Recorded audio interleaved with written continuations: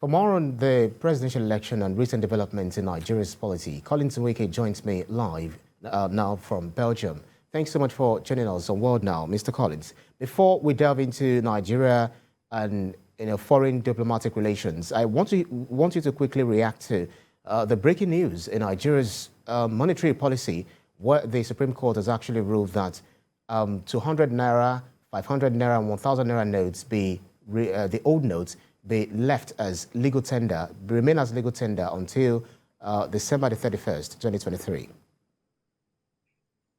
Thank you. Thank you very much, Ibrahim, for having me. Essentially, I'm not very sure that this will surprise careful watchers because this is a reaffirmation of the initial ruling.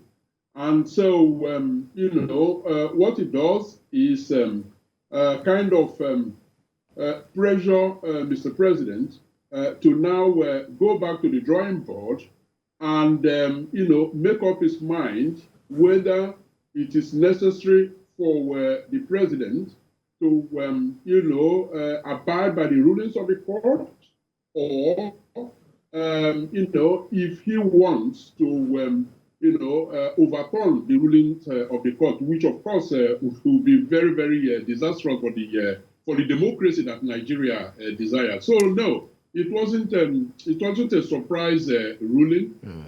I believe that everyone is now out looking to see or to hear what the reaction of the president will be. Well, I think obtaining that Supreme ruling will be quite unlikely, because the president himself has actually apologized to Nigerians that the intent was not to make Nigerians suffer. But then quickly, let's delve into Nigeria and Nigeria foreign relations, diplomatic ties and all that.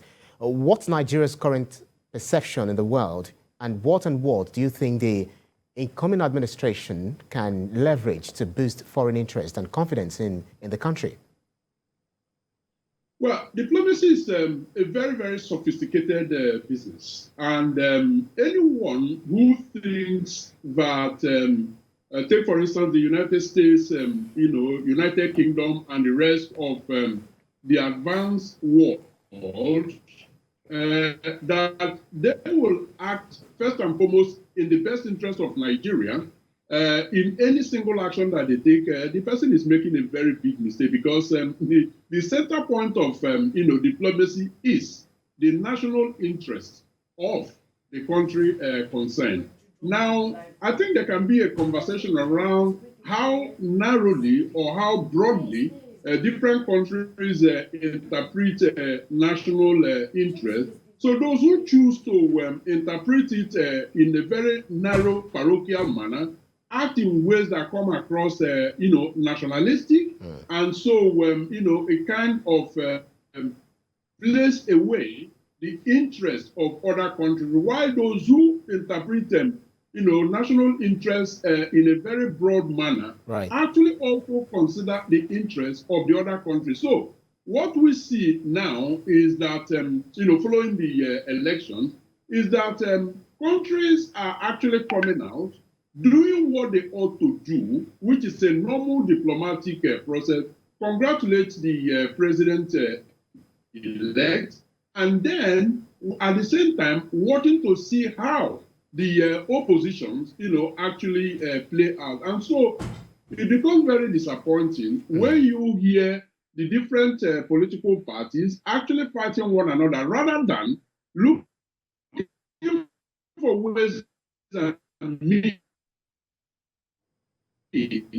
to see the electoral system actually is on trial here, not having them, responded to the yearnings of the people. Mr. Nweke, because of our time, Mr. Nweke, I would like to jump in because of our time. We want to raise this conversation. Talking about diplomatic relations, you yourself were in Nigeria sometime last year for the Belgian Luxembourg Nigeria Chamber of Commerce that sees a growing investment appetite for Nigeria within Belgium and Luxembourg.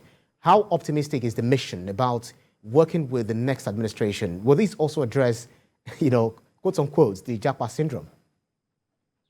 Well, for a start, the foreign investor or the international business person that is interested in Nigeria is not quite interested in the politics. And I will tell you one thing. And I'm talking now from the position of the businesses that accompanied us to, the trade mission that you talked about.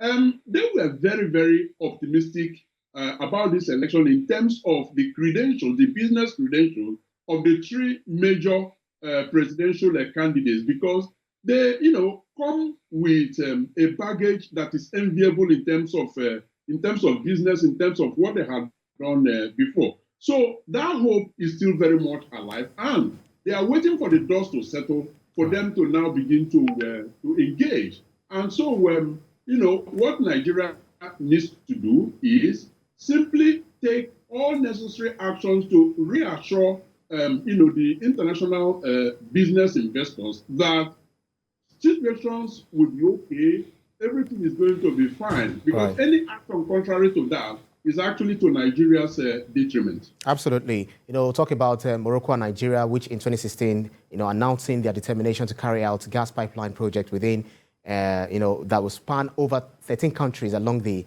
Atlantic, and during his election campaign, Bola Tinubu seems interested in building on cooperation between the two countries when he cited Morocco as a role model. But then, because of our time, we just have to, find this very convenient place to end this conversation. Thank you so much, Colin Nweke, all the way from Belgium, a public affairs analyst. Thank you so much. Thank you. Thank you for having me.